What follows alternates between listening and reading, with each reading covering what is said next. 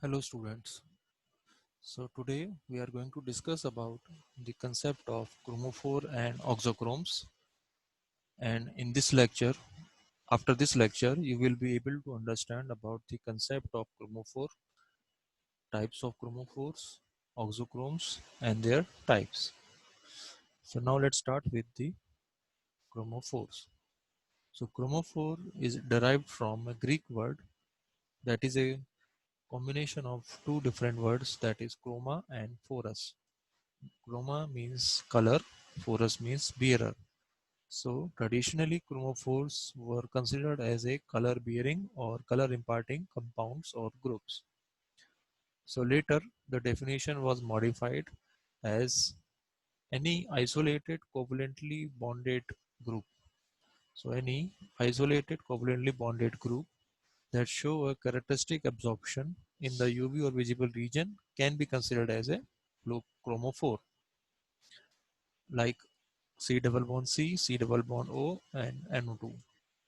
So therefore, any substance or group of atoms that is responsible for the absorption of radiation at any particular wavelength can be considered as a chromophore, whether it may or it may not impart color to the compound. So now chromophores are mainly considered as a responsible for absorption instead of imparting color to any compound. So chromophore may or may not impart the color. But one thing which is sure, that they are responsible for the absorption of a particular wavelength in the UV or visible region.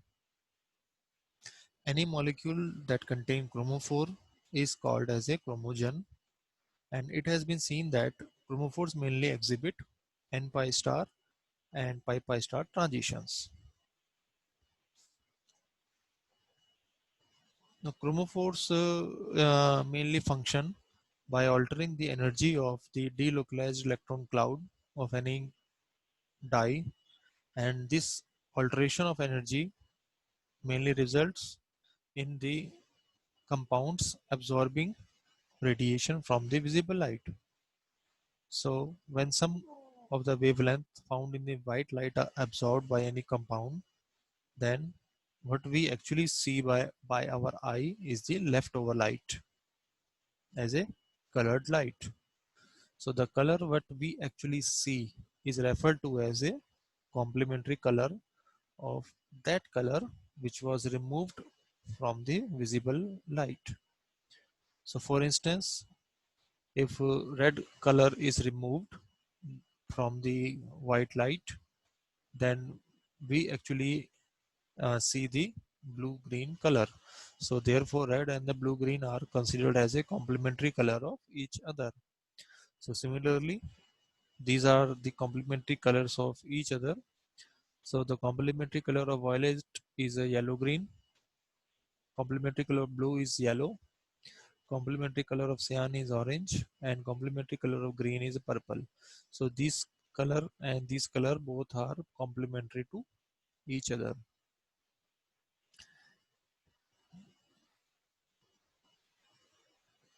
Now as we it has been also seen that the chromophore in chromophores there are conjugation is available mainly, and the conjugated double bonds mainly can interact with each other in chromophores, and due to this interaction between the conjugated double bond or overlapping of the orbitals, this leads to the partial delocalization of bonding electron in chromophores, and so therefore the electrons involved in bonding are distributed over a larger area.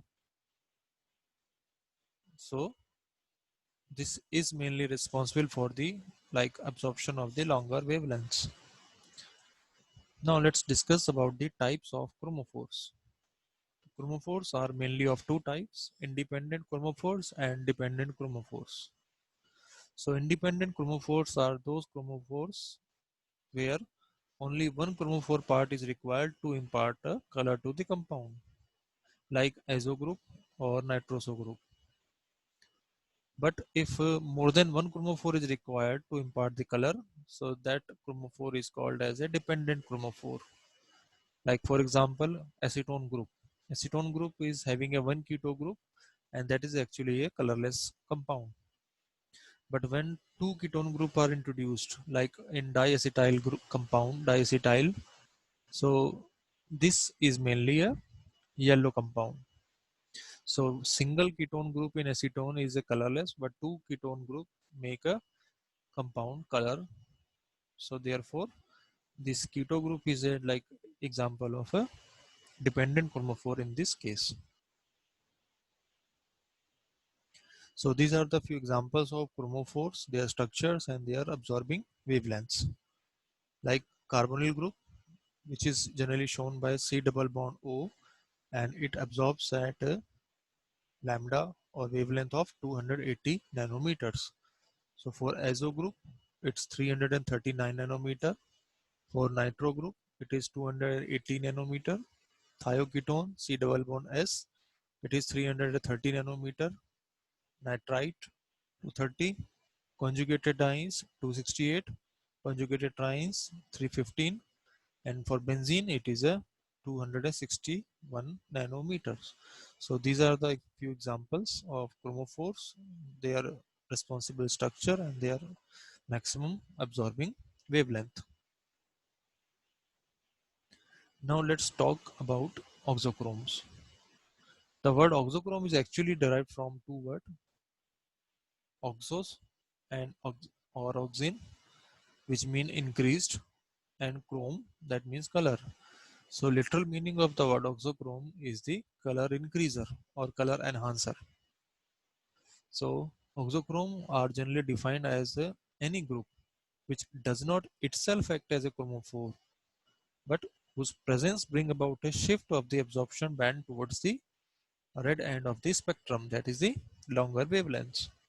So oxochromes are actually not chromophores, but when oxochromes are present in the compound, they mainly combine or interact with the chromophores, and they causes the shift of the absorption band towards the longer wavelength. So this effect is mainly observed due to their ability to extend the conjugation by sharing the non-bonding electrons. And after the interaction of the oxochrome with any chromophore, the new chromophore is generally formed or created, and which generally have a different absorption maxima. Like for example, benzene has a absorption maximum of 255 nanometers. But when we introduce a NH2 group to the benzene, that is aniline, so the absorption maxima value increases from 255 to 280 nanometer. And so the oxochrome in this example is the NH2 group. So likewise, other examples of oxochromes are OH group, OR group, NH2 group, NHR, NR2, and SH. Now let's discuss about the types of oxochrome groups. So oxochrome groups are mainly categorized into two categories, like basic groups and acidic oxochrome groups. So basic oxochrome groups are generally effective in acidic solutions, and examples are like OH group, OR group, and NHR. Whereas the acidic oxochrome groups mainly are effective in alkaline solutions, and the example of such are like NO group, CO group, and CN group. So basic oxochrome group are also called as a positive oxochrome groups, whereas the acidic oxochrome groups are also considered as a negative oxochrome groups. Thank you.